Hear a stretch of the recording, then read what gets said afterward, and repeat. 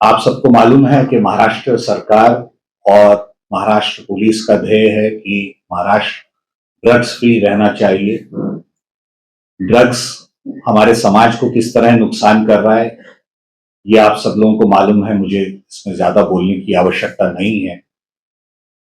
NDTV police सतत इस जो मुहिम है इस पे काम कर रहा है। आप लोगों से पहले भी हमारी टीम्स ने जो हैदराबाद में एक मोटी कार्रवाई की थी, ड्रग्स फैक्ट्री का भंडाफोड़ किया था, उसके बारे में हमने पहले भी आप लोगों के साथ इंफॉर्मेशन शेयर की है।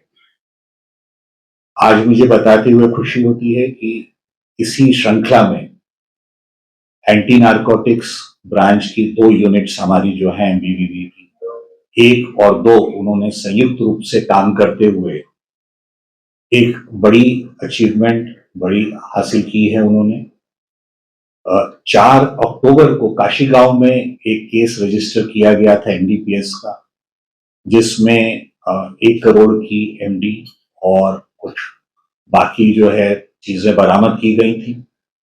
उसी पे और काम करते हुए अभी तक इस केस में 11 लोगों को क्राइम ब्रांच यूनिट्स ने अरेस्ट किया और ये इन्वेस्टिगेशन करते हुए फाइनली वो जो ड्रग्स फैक्ट्री जहां से ये मैन्युफैक्चर हो रही थी, निर्मित हो रही थी, वहां तक पहुंचे और इन्वेस्टिगेशन करते हुए झुंझुनू जिले राजस्थान में वहां पे एक पोल्ट्री फार्म की आड़ में चल रही फैक्ट्री, उसके ऊपर जो है रेड की गई और उस रेड के दरमियान ऐसा मालूम पड़ा कि ऑलमोस्ट 100 करोड़ की ड्रग्स वहां से बन के डिस्ट्रीब्यूट पूरा पश्चिम भारत में डिस्ट्रीब्यूट की गई थी। वहां पे जो कच्चा माल उन्होंने 50 करोड़ के आसपास का, 50 से 75 करोड़ के बीच का कच्चा माल वहां से बरामद किया, प्रिकर्सर्स बरामद किए, 10 किलो एमडी वहां से तैयार 10 किलो एमडी बरामद की और बहुत सारा इक्विपमेंट जो ड्रग्स बनाने के लिए इस्तेमाल होता है वो सारा उन्होंने वहां पे सीज किया।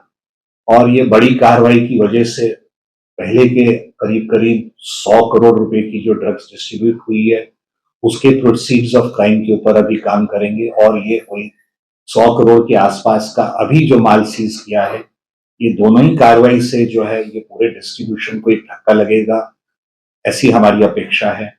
और ये जो हमारी कार्रवाई चल रही है ये उसका एक अहम हिस्सा रहेगा। इसके अलावा मैं आपको बताना चाहूंगा कि जो इस केस में अब तक 11 आरोपियों को अटक किया गया है, ये सब महत्वपूर्ण क्रिमिनल्स हैं जिनके विरुद्ध काफी सारे गुन्हे पहले से आर्म्स एक्ट के, ड्रग्स के और इस तरह के बाकी सारे गुन्हे इसमें दाखिल हैं।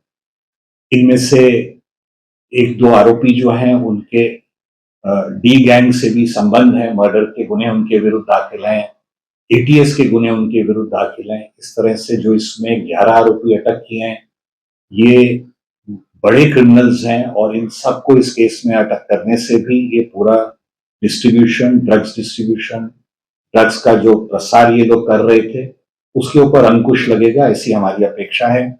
और जो एंटी नारकोटिक्स 1 और 2 के जो ऑफिसर्स और हमारे बाकी कर्मचारी उन्होंने जो कार्रवाई की उनका भी मैं अभिनंदन करता हूं और इस संपूर्ण मुहिम ये जारी रहेगी और आप लोगों के माध्यम से किसी भी नागरिक के पास इस तरह की कोई भी इंफॉर्मेशन हो तो हमसे शेयर करें, ऐसी मैं आपके माध्यम से अपील भी करता हूं।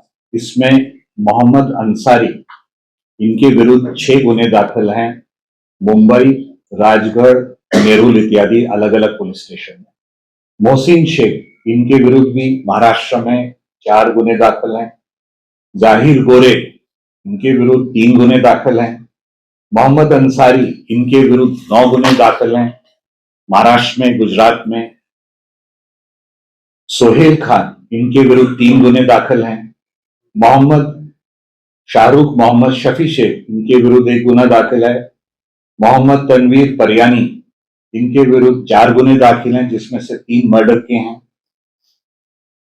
अनिल सिहाग जो अभी राजस्थान से जिनको अरेस्ट किया गया है, उनके विरुद्ध भी चूरू राजस्थान में 1 गुना पहले से नारकोटिक्स का दाखिल है।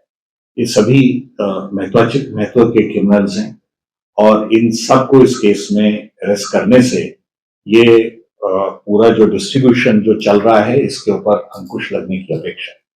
करना बाकी है, पर प्रत्यक्ष या अप्रत्यक्ष रूप से उनके एटलीस्ट उनके पुराने मेंबर्स का सहभाग जरूर इसमें नजर आ रहा है। और मोहम्मद परियानी जो है वो डी गैंग का एक्टिव सक्रिय सदस्य रहा है। उसके ऊपर मुंबई में विभिन्न पुलिस स्टेशंस में 3 और मर्डर्स के गुने दाखिल हैं जो गैंग वॉर्स में उसने किए थे। तो इन सब से एकत्रित ऐसा नजर आता है कि प्रत्यक्ष या अप्रत्यक्ष रूप से उसमें पुराने गैंग मेंबर्स रहे हुए जो क्रिमिनल्स हैं उनका सक्रिय भाग है। ये किस हद तक ये है इसके ऊपर अभी इन्वेस्टिगेशन करना बाकी है। सर, कंप्लेंट्स आई या पहले भी अगर आई हैं तो उसको बहुत सख्ती से निपटा जाएगा। उसमें किसी भी तरह का जो भी कानूनी कार्रवाई है वो हम जरूर करेंगे। इस तरह की कोई भी वारदात बर्दाश्त नहीं की। केमिकल प्रोसेसेस की जिनको जानकारी है वो डेफिनेटली इन्वॉल्व है। उनके बारे में अभी इन्वेस्टिगेशन चल रहा है। कोई दोनों में कोई के बीच में कोई तालमेल है ऐसा हमें नहीं मालूम है। सातारा की जो कार्रवाई है वो मुंबई पुलिस के द्वारा की गई थी, तो उनसे हम संपर्क जरूर इस बात में करेंगे और कुछ तालमेल मिला तो उसको जरूर इन्वेस्टिगेट करेंगे। इंटरनेशनल लिंक हम लोगों को अभी तक नहीं मिला है। अभी जो है इसमें जो सप्लाई है वो महाराष्ट्र, गुजरात और राजस्थान के एरियाज में अभी तक मिली है। बाकी इसका कोई इंटरनेशनल लिंक है या अभी इन्वेस्टिगेशन जारी है, उसमें देखेंगे। करीब 1 साल से ये फैक्ट्री चालू थी, ऐसी प्राथमिक इंफॉर्मेशन हमें मिली। 4 अक्टूबर